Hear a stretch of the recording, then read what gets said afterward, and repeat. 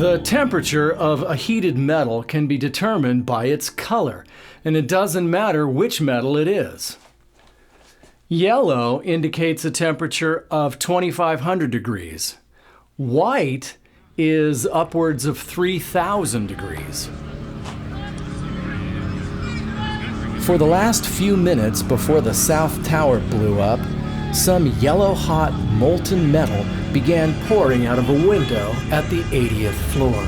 Could the steel floor trusses be melting for some reason?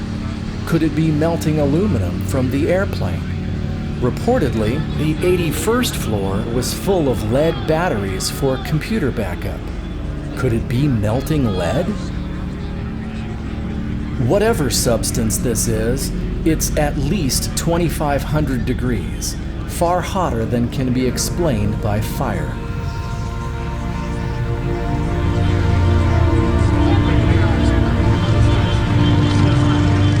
I found myself in the midst of a very sophisticated group of about 24 in December of 2005.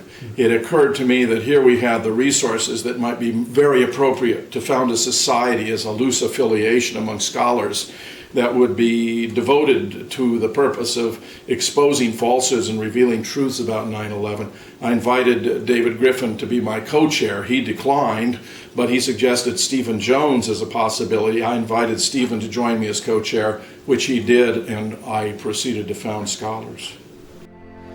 In September 2005, physicist Stephen Jones rocked the academic world by publishing a paper on the Brigham Young University website.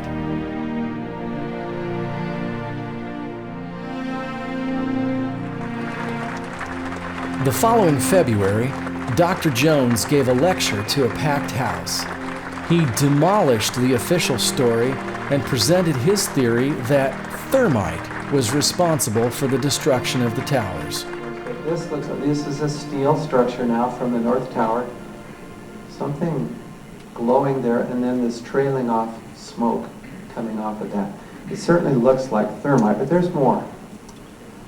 There's molten metal found beneath both towers and Building 7. Thermite is a chemical reaction between aluminum powder and iron oxide. When ignited, the oxygen is torn away from the iron and bonds with the aluminum, forming aluminum oxide and molten iron. It can produce temperatures upwards of 2,800 degrees Fahrenheit. I'd be delighted to go on the evidence for a thermite, the observation of these iron-bearing spheres, tiny spheres in the dust in abundance, which match what I can do and have done with the thermite reaction. The thermite reaction produces spheres. They're rich in iron, also aluminum. That's the signature for thermite. We see the same signature in the spheres which are observed in the World Trade Center dust. Dr. Jones became a hero to me. A man of impeccable credentials was risking his career, taking on the government, and exposing the inside job with science. You're a family man, a gentleman, a teacher and a scholar. You're calmly shouting fire in a very crowded theater. So I wake up and open my eyes. Yeah, I see it too. So I believe you.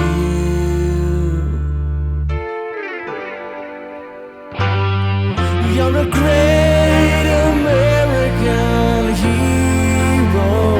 In your veins, red, white, and blue. And with your faith in the Constitution, you come shining a light of truth. And there ain't nothing like the truth when it hits your bones. So thank you, Dr. Jones. Dr. Jones.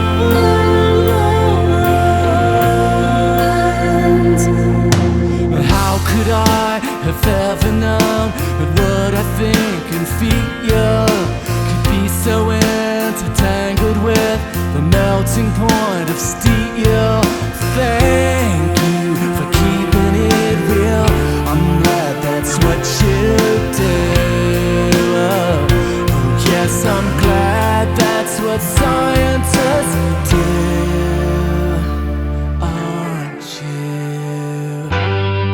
You're a great American hero, and you show us treasure that you found, like a modern day Galileo.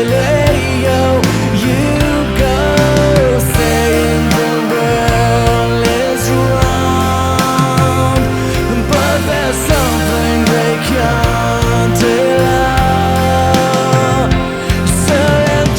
Have you shut you down?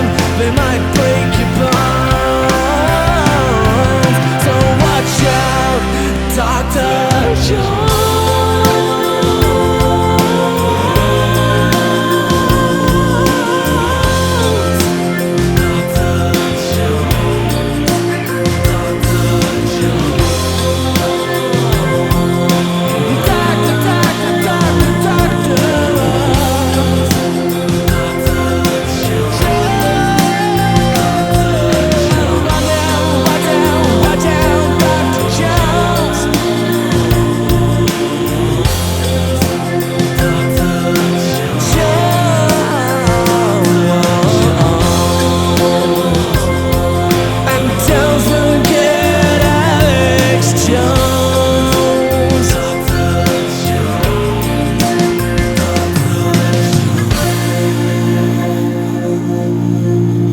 That's the statement of a musician. The towers collapsed, according to NIST and the 9/11 Commission report, in about 10 seconds.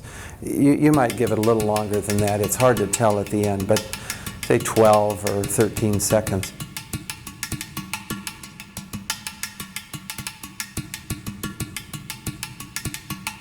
A nice study by Professor Kenneth Cutler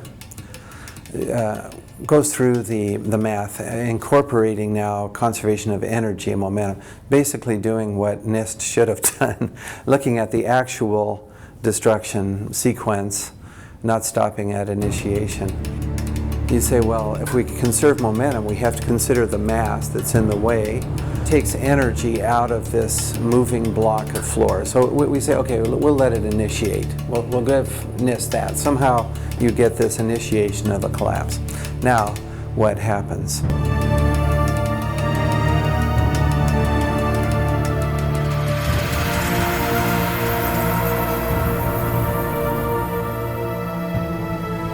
The collapse just does not continue. It goes for a while and then it stops. It's slowing down and it stops. Another member of Scholars, mechanical engineer Judy Wood, wasn't buying the official collapse theory either. From the faculty conference room, I went up to my office, and I was thinking, if this was a collapse, one floor hitting another, which hit another, what would I expect? And I just did some real rough numbers and a real rough model in my mind, which later became the billiard ball example. It's an example to get your brain functioning. On 9/11, we saw images over and over again, horror scenes, bodies dropping, terrible things, and we were trained to respond a certain way to that. So people have a difficult time wanting to go back and rethink that situation and relive it. So if we can step aside from that, just turn it into a little math problem, a little mental exercise. The person holding a red billiard ball out the window on the 100th floor can't drop his billiard ball until he sees the blue one from above drop by. Then he releases his. You can get a mental image of the timing. One floor can't start moving until it's been triggered to start moving. So how long does it take each floor to collapse down to get the next floor started? And when it hits the next one, it turns to dust. Supposedly, we're told it was getting pulverized by the impact. So going through this mental exercise, okay, we say every single floor, it would be 97 seconds from top to bottom. That's over a minute and a half. They went away faster than it would take to drop one ball off the roof and have it hit the pavement. So there wasn't enough time for that stuff to hit the ground.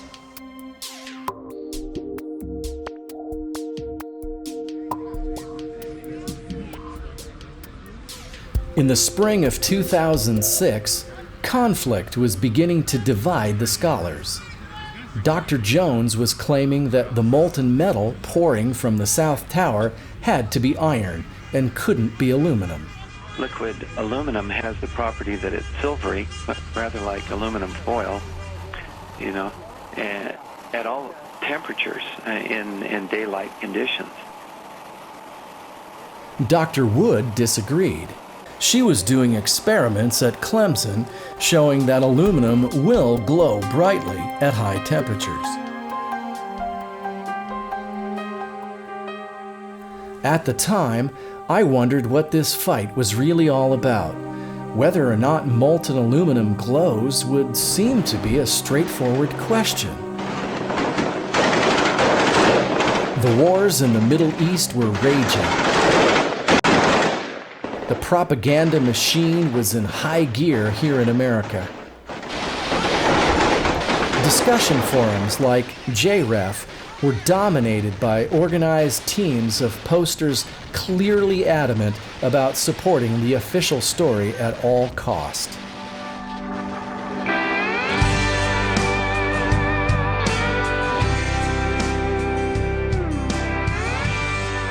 Darryl Worley immortalized the official story with his anthem. I hear people say we don't need this war, but I say there's some things worth fighting for. As a songwriter, I felt I had to answer that. Let us never tolerate outrageous conspiracy theories concerning attacks of September 11th.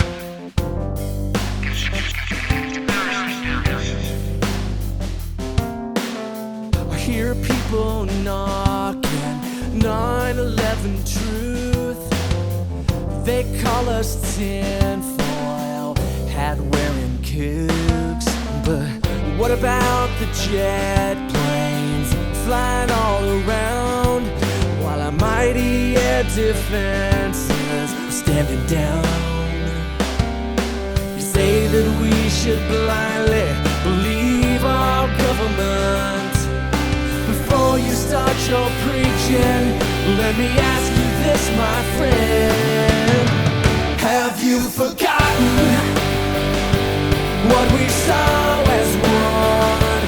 Oh, those towers turned to dust.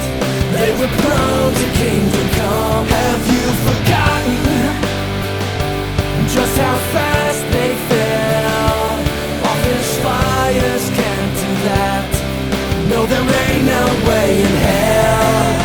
You try to blame it all upon Bin Laden. Have you forgotten?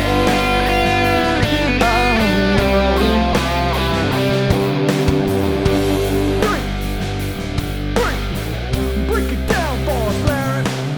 Such terrible loss of life in this monastery is pulling. And they made that decision to pull. Then we watched the building collapse. They took all the footage off my TV. It's too incriminating for you to see. That would blow the cover. That would solve the crime. The biggest inside job of all time. Some see a police state coming into view. After 9/11, man, I'd have to say that's true. Have you forgotten what we saw as one? Oh, those towers turned to dust. They were blown to kingdom come. Have you forgotten just how fast they fell? Office fires can't do that.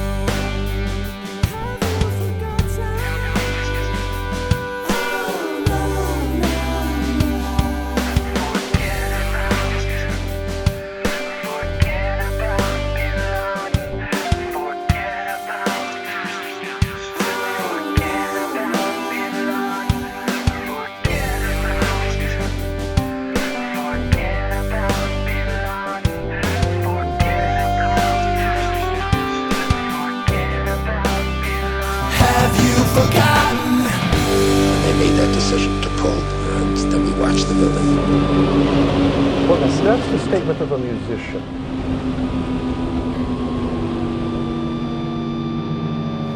Blown to Kingdom Come was linked on the Scholar's website, which was now getting thousands of hits per day. But all was not well. The truth movement was fracturing. Of the terror attacks is a lie. You say, for example, that there were no planes that hit the World Trade Center. Is that your contention? No, what I say is that there were no big Boeing crashes at all four events. There's no significant wreckage, for example. Well, did you see the videotape that the rest of us saw? Sure, and I encourage everybody to do a frame-by-frame penetration of the South Tower, and what you will see is a fake, a cartoon display.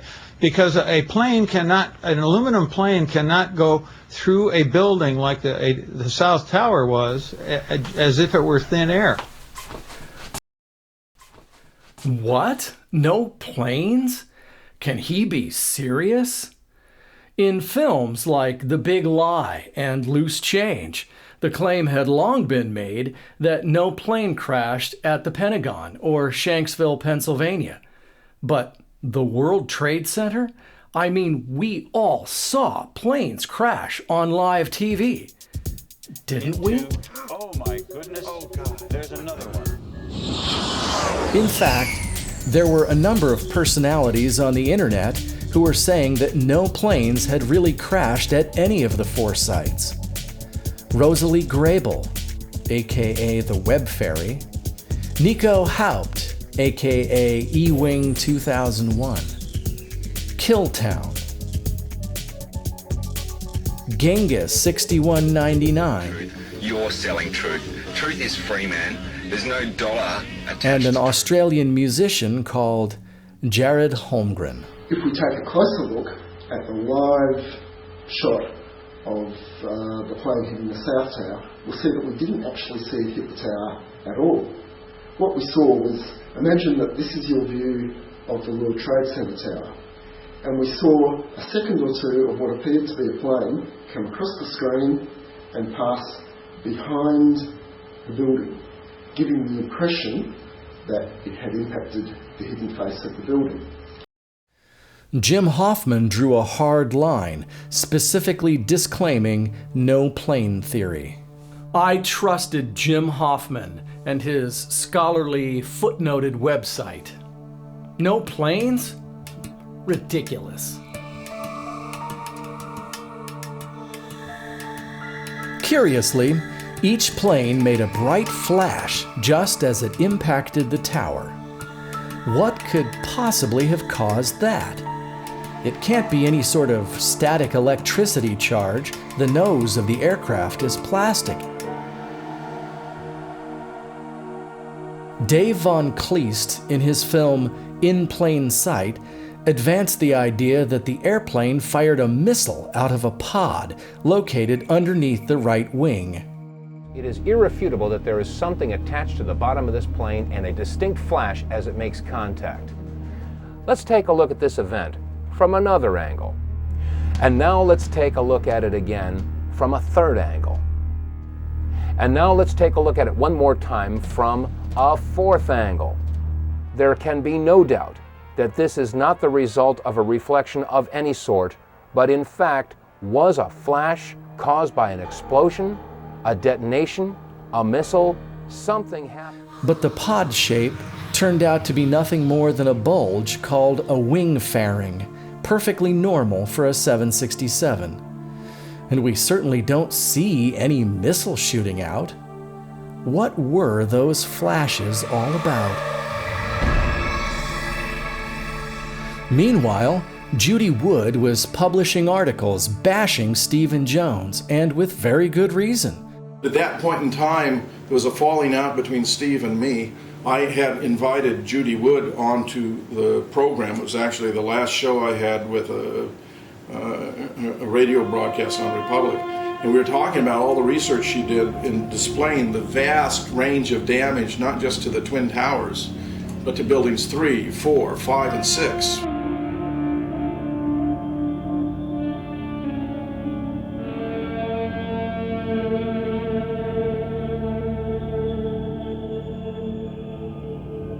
where of course Building 7 didn't come down until 5:20 in the afternoon and requires a whole separate explanation.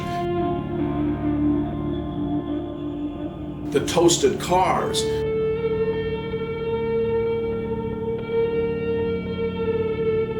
The massive degree of pulverization. Photographs of this dust cloud enveloping New York City that involve billions of cubic yards of very fine dust.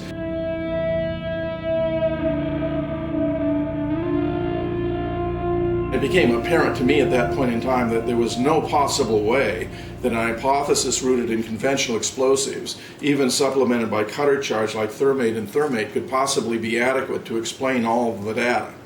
Now, Steve and I had a divergence here because I wanted to broaden the range of hypotheses for consideration, but Steve and some of his allies really basically wanted to restrict the focus to their preferred hypothesis. Jones was ignoring the totality of the devastation, facts that didn't fit his thermite theory. In the fall of 2006, the conflict reached a breaking point. Jones resigned Scholars to start a new group, taking a number of his supporters with him. Meanwhile, Judy Wood was offering a brand new theory of her own.